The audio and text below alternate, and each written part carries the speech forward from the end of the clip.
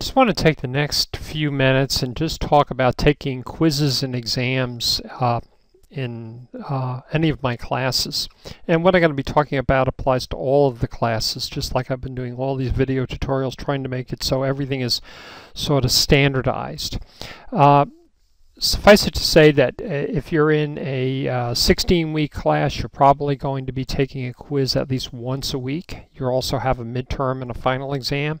If you're in an 8-week class, you might be taking more than one quiz a week. It could possibly be 2, maybe 3 quizzes in a week. You'll also have a midterm and a final exam. All quizzes, by the way, need to be completed the week that they're deployed. Need to be completed before 11:59 Saturday night, and I always send out an email on Monday to let you know that the quiz is uploaded and ready to take. Now, under quizzes, to take a quiz, you just go to the link says quizzes, and I'm just going to show you the orientation quiz. As time goes by in the class, you'll see a lot of other quizzes listed here as they're open for you to take. But we're going to just go to the orientation quiz.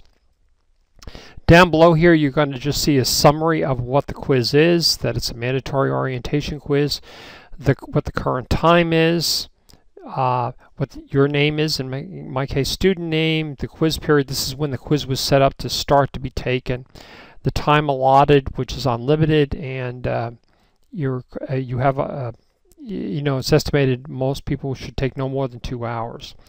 And one thing that suffice it to say, all this down here basically means is that when you're taking your quiz, if you should get in the habit of saving your responses to the quiz as you go. Your quiz is not graded until you submit it for grading, but the reason why you want to do that is in the event that, for example, your boss calls and says, hey, you need to have you come to work, and you're thinking to yourself, I'm in the middle of the quiz, just save your responses. Or it's always a good idea to do that. Just for example, of your computer, you lost your power, and you're in the middle, and you've taken 10 questions, and you look them up in the book, and you go, no, my goodness, the computer crashed and all my work is gone. So just get in the habit of saving as you go.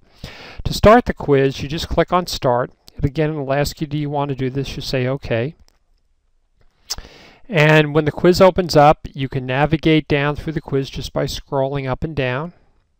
So as you go down to the bottom, if you need to jump around in the quiz, say for example you go, oh, I know I'm missing or I didn't answer question number 8, you can click on that link and it'll jump you to whatever the question is if you need to do that. The bottom line is that when you get all done with your quiz, and again you should have been saving as you went along, you're going to go ahead and click on the Go to Submit Quiz. Now, when I do this, I haven't answered any questions, so I'm going to get a message so that I can show you what it would look like if you were missing questions. So it'll say Go to Submit Quiz. So you do this when you're absolutely sure you're ready to submit the quiz. And what's going to happen is it'll tell you that these are the questions that you haven't answered. And again, I haven't answered any, so that's why it's showing me these quiz questions. And then I go ahead and I submit the quiz. And it says, are you sure you want to do that? You say yes. And then the quiz has been submitted. Now, what you should do after you submit the quiz, you'll know what your grade is. You should go back and check your grade in the grade book.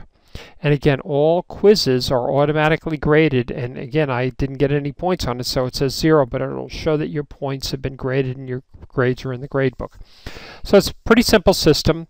My recommendation is that I deploy these quizzes on Monday of each week. You should start on the quizzes right away. You can open them up, you can read them, review them. You should have your book, you should have your notes, everything next to you so you get as close to getting every question correct. And then at the end of the week, remember you have to have them done before 11:59 Saturday night. And then what I do is I turn on a feature normally on the following day, Sunday, where you can see what your answers were and what the correct answers were. And again, you have to have that completed on time so that we can move on with the class. So anyway, I just wanted to show you how that worked, and thanks again for watching.